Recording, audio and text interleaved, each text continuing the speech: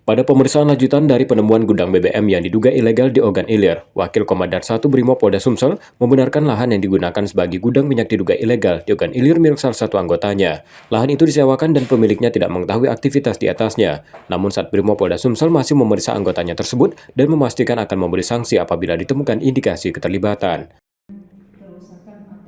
Di situ memang ada anggota kami namanya Kusmianto. Memang itu pemilik tanah tersebut, ya mungkin karena orang tahunya yang punya tanah saudara Usman itu panggilannya, ya mungkin karena masyarakat tidak paham, ya Pak Usman itu.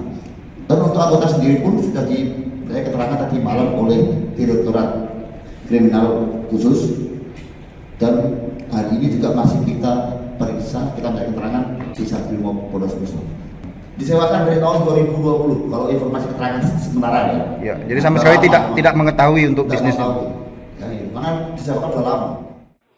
Pada Sabtu 17 November 2023 lalu, polisi menemukan gudang minyak diduga ilegal di Kabupaten Ogan Ilir. Polisi mengungkapkan kini masih mengumpulkan bukti dan keterangan saksi terkait pemilik maupun pengelola gudang. Diduga tempat ini sudah beroperasi selama 6 tahun.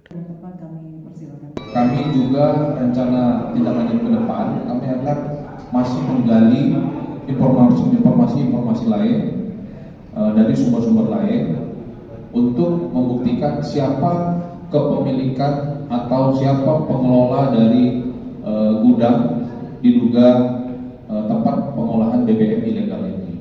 Di sini kami masih melakukan penyelidikan. Jadi kami belum bisa menentukan siapa sebenarnya pengelola dari gudang BBM diduga ilegal tersebut. Belakangan polisi mengetahui pemilik lahan merupakan salah satu anggota Brimopolda Sumsel.